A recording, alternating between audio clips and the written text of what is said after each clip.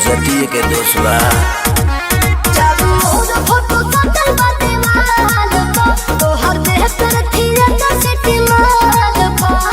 Wanted me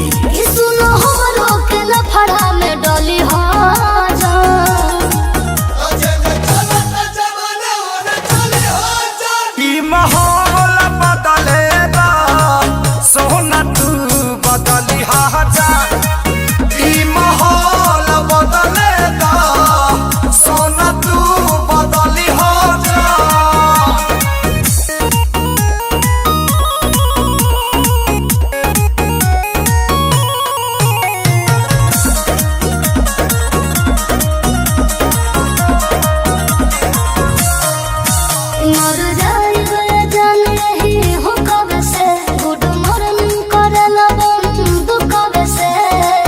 अरे गन तो फन खातिर रख ले बनी नमवे काफी बारे।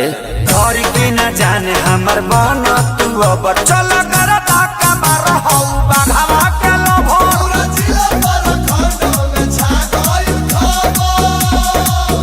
कहीं कहीं बाबू सुना के कतली हाँ जा।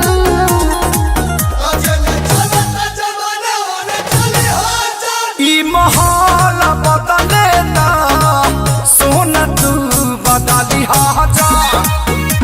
माहौल बदलेगा सोना तू बदली जा।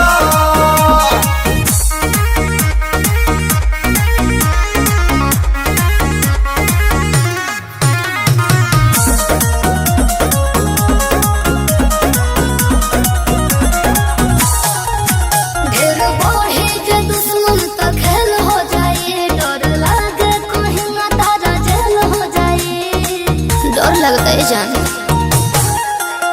जिला के सारा गुंडा तो मानेला देवता अब पुलिस दरोगा से चले हला नेवता। जिला के सारा